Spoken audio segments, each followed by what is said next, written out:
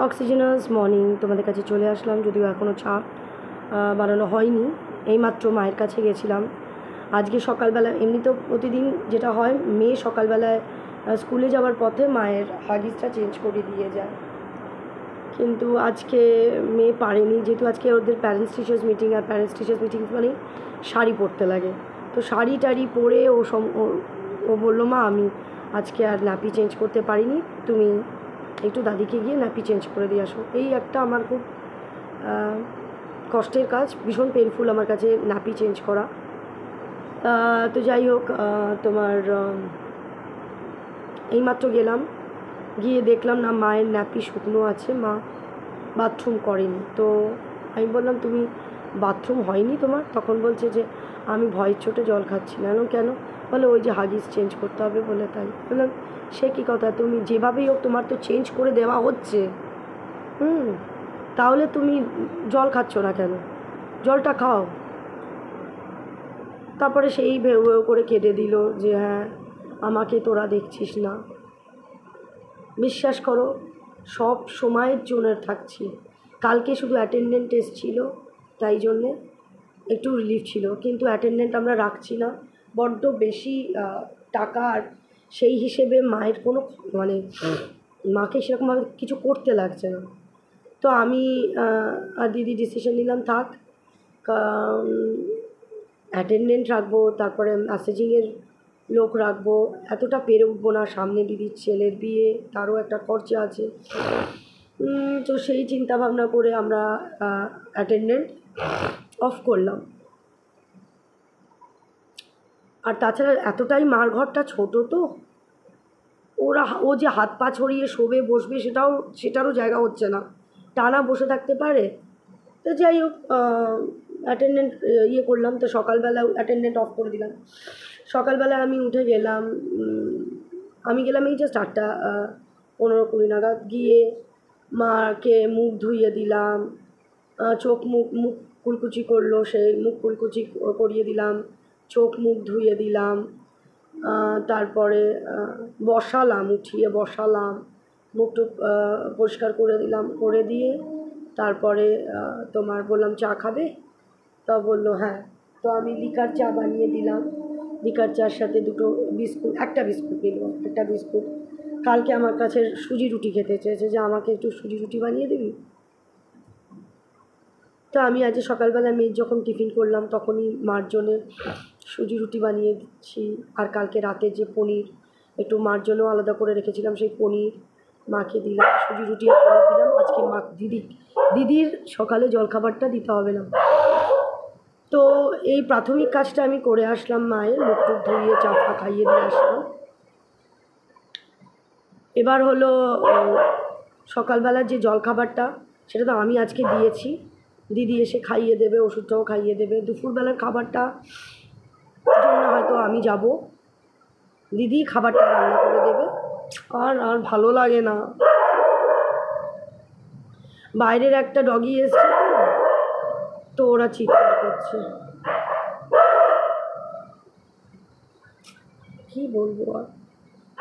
তো তোমাদের মানে যেটা বলছিলাম, তো দুপুরের খাবারটাও দিদি রান্না করে, দিদি করে, দিদি সব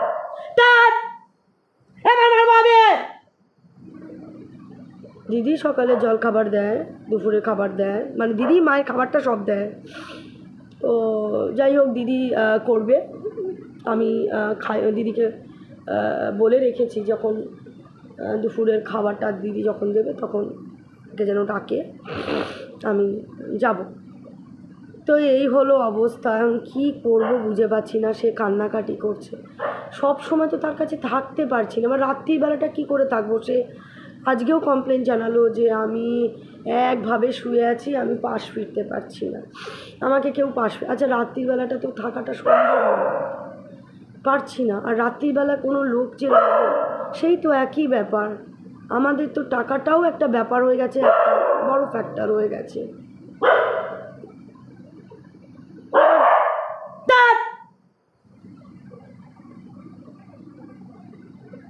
এবার দেখি, দিদিকে বলি তাহলে সারাদিনেরটা যেমন তেমন রাত্রির জন্য রাখো, শুধুমাত্র মাকে পাশ ফিরিয়ে দেবে বলে। না তো আমরা তো কেউ থাকতে পারবো না। কষ্টও লাগছে, খারাপও লাগছে, সত্যি কথাই তো। হ্যাঁ, এখন সে তার বলছে পারলে তো তার ছেলেই পারে, সারাটা রাত্রি সে ঘুমাচ্ছে, তো বোঝো। আর ওখানে আমাদের থাকার জায়গা নেই যে আমরা রাতে গিয়ে ওখানে এসে শোবো না, সেই পজিশনটা নেই। বলছে যে আমি রাত জেগে জেগে তোদেরকে মানুষ করলাম, রাত জেগে তোদেরকে এক কাত হয়ে শুয়ে তোদেরকে বড় করলাম আজকে আমার। কিন্তু তা না, মা বুঝতে চাইছে না। মার জন্যে কিন্তু করেই করছি, কিন্তু আমার এত শ্বাসকষ্ট থাকা সত্ত্বেও কিন্তু ওঠানামা করছি, সব কিছুই করছি মার জন্য। অ্যাটেন্ডেন্টটা শুধুমাত্র অফ কেন দিয়েছি, অনেক কারণে দিয়েছি। টাকাটা কোনো রকমভাবে অ্যাভেল করা যেতেই পারে, কিন্তু ওই মহিলা যে এসেছিল সে একটু শোবে বসবে সেরকম কোনো পজিশন আমাদের মায়ের ঘরে নেই। আর দাদার তো জানোই, তার ঘরে ঢোকা যাবে না, তো সেক্ষেত্রে কী করে তার তো অস্বস্তি এক ঠায় চেয়ারে বসে থাকা যায়, একটু শোয়া বসা করতে পারছে না, কারণ মাকে তো অল টাইম দেখতে হচ্ছে না। মাকে কিন্তু অল টাইম দেখতে হচ্ছে না। মার মেন যে কাজটা সেটা হলো ওই নাপি চেঞ্জ করে দেওয়া, তারপরে মাকে হয়তো একটুখানি কাত করে দেওয়া, আর একটু খাওয়ানো, এছাড়া মায়ের আর কোনো কাজ নেই। তো সেটা আমরাই করতে পারি। কিন্তু রাতের দিকটা কে করবে বলো? তাই বলছে, ডেকে ডেকে ডেকে মানে নিজের ছেলেকে ডাকছে, ছেলে তো ঘুমিয়েই কাঁদে। একটা ঘরে একটা অসুস্থ লোক থাকলে ওইভাবে ঘুমোতে পারে কোনো মানুষ? ও তো অঘরে ঘুমোচ্ছে। তাও আমি বলেছিলাম, মা, বহু আগেই বলেছিলাম, আগেও বলতাম, তারপরেও বলেছি, এখন তো বাদ দাও, যে মা তুমি আমার ওপরে এসে থাকো। আগে যখন নিচে ছিলাম তখন বলতাম, মা আমার ঘুরে ঘুরে তোমার ঘরে এসে করার থেকে তুমি আমার ঘরে থাকো না, ওকে ওর মতন ছেড়ে দাও না। ও কীভাবে খাবে, কেমন করে খাবে, হাত পা পুড়িয়ে যে তোমার তো দেখার দরকার নেই। আমরা তোমার দায়িত্ব নিতে পারবো, আমি তোমার দায়িত্ব নেবো, আমি তো ওর দায়িত্ব নেব না। নেবো কি বলো? তখন মা, না আমি কি করে, ও কীভাবে খাবে দাবে, কি করবে, না যায় আসেনি। ওপরেও আসার পরে মাকে কতবার বলেছি, মা আমার এখানে এসে থাকো না, দেখবে ভালো লাগবে, এসে থাকো, একটু ছাদে ঘোরো, হ্যাঁ ভালো লাগবে। না। আর এখন কে দেখবে? আমার উপরে থাকলে কী হতো, আমি সারা রাত্রি আমি তো সামনেই থাকতাম। আমি তো আর তার কুলাঙ্গার ছেলের মতন না যে বেঘরে ঘুমোবো, সে ডেকেই যাবে আমি উঠবই না। আমার মেয়ে আছে, তার নাতনিটা করছে, নাতনিটা কি কম করছে? হাগিস চেঞ্জ করা, পটির আগে হিসুর আগে চেঞ্জ করা, চারটিখানি কথা আমার বাচ্চাটা তো করছে। তুমি আজকে আমার এখানে, না আমার একটু দাঁড়াও তো আজকে যদি আমার ওপরে থাকতো কোনো অসুবিধা ছিল তার? সে যে এখন কান্নাকাটি করছে যে আমাকে রাত্রিরে আমি ডেকে ডেকে হয়ে যাচ্ছি, আমাকে কেউ পাশ ফিরিয়ে দেওয়ার নেই, তো কেন নেই? এখন তো সেই ছেলের কাছে না ও কি খাবে, ও কীভাবে রান্না করবে, ও খাওয়া পাবে না, আমি ওকে ছেড়ে যেতে পারবো না। তাহলে নাও, এখন সেই ছেলে তোমায় দেখছে তো, কি বলবো? এখন সে কান্নাকাটি করছে, এখন সে বায়না করছে যে রাত্রিবেলা তোরা থাক, কিন্তু রাত্রিবেলা থাকার কোনো পজিশন নেই ওখানে। আর বিভৎস গরম। আমি বহু আগে মাকে বলেছিলাম যে মা আমার কাছে এসে থাকো, দিদির কাছে নয় থাকা সম্ভব না, কারণ দিদির হাজব্যান্ড রয়েছে, আমার তো কেউ নেই, তুমি আমার কাছে এসে থাকো না। ছোটো ঘরটা ছিল, কোনো প্রবলেম হতো কি? আজকে তুমি কান্নাকাটি করছো, যেই ছেলের জন্য তুমি তোমার ঘর ছাড়তে পারলে না, আঁকড়ে পড়ে রইলে, সেই ছেলে সারা রাত্রির বেঘরে ঘুমোচ্ছে, একটা অসুস্থ মানুষ ওখানে, তাকে ডেকেই চলছে, সে আর ওঠে না যে তাকে একটু কাত করে দেবে।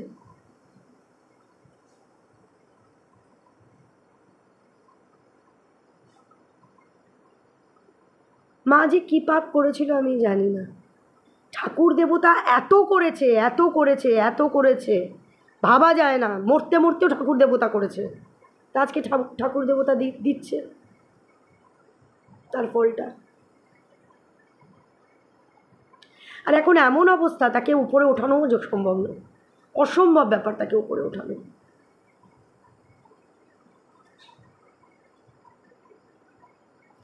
আমরা কিছুতেও প্রপার ডিসিশনই নিতে পারছি না যে কি করব মাকে নিয়ে। এ তো দিন দিন মা ডিটিরিওরেট করছে, অথচ কিন্তু স্ক্যান রিপোর্ট সেরকম কিন্তু কিছু না, শুধু জায়গায় জায়গায় ব্লাড রিচ হচ্ছে না। সেটাতে ডাক্তার বললো ইকোস্পিন গোল্ড 10 mg দিয়েছে, তো ওইটা খাওয়ানো হচ্ছে। ওটা তো এটার জন্যই, ওটা খাওয়ানো হচ্ছে। তারপরেও দিয়েছে নিউরোমিন, তারপরে দিয়েছে টেলভাস্টাটা প্রেশারে, তো সেই ওষুধ খাওয়ানো হচ্ছে। আর বলেছে অয়েল ম্যাসাজ করাতে, আপনারা করার। আমি বলেছিলাম স্যার আমাদেরকে দিয়ে অয়েল ম্যাসাজ হবে না। তো সেই লোক তো ঠিক করা হয়েছে, আজকে থেকে মনে হয় আসবে না, কালকে থেকে আমি জানি না ঠিক। অ্যাটেন্ডেন্ট অফ করে দিলাম। এবার যে রাতে একটা অ্যাটেন্ডেন্ট রাখবো সেটাও একটা কী হবে অ্যাটেন্ডেন্ট রেখে। এমনি মার শুধুই একবার কাঁধ ফিরবে, সারাক্ষণ তো বারে বারে তো আর কাঁধ ফিরবে না, তো সেটা কি ঘরের ছেলেটা করতে পারে না? উদম ঘুমোয়, উদম,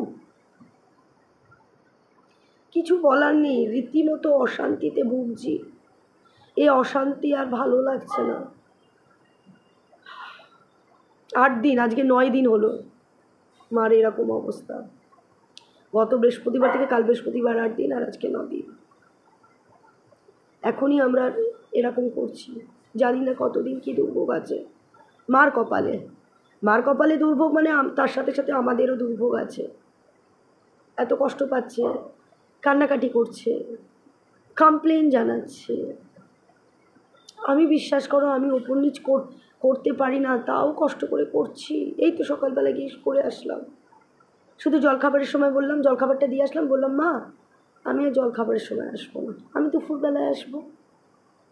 তারপর দুপুরবেলা করে তারপর যখন ওপরে উঠি না, উঠে 3:30-র সময় 4:45-র সময় আমরা খাই, খেয়ে তারপর একটু রেস্ট না নিলে হয় না। এই যে ভোর 5টায় উঠেছি, আমি তো আর বিছানায় শোবো না, আমি যে আর বিছানায় শোবো তা কিন্তু না, আমি জেগেই থাকবো, কারণ আমার ঘুম হয় না যতক্ষণ না মেয়ে বাড়ি আসবে, যতক্ষণ না আমাদের খাওয়া দাওয়া হবে, যতক্ষণ না আমার মেয়ে ঘর দৌড় পুরো অন্ধকার করবে, ততক্ষণ না আমি ঘুমাই না আমার বাচ্চাগুলো ঘুমোয়।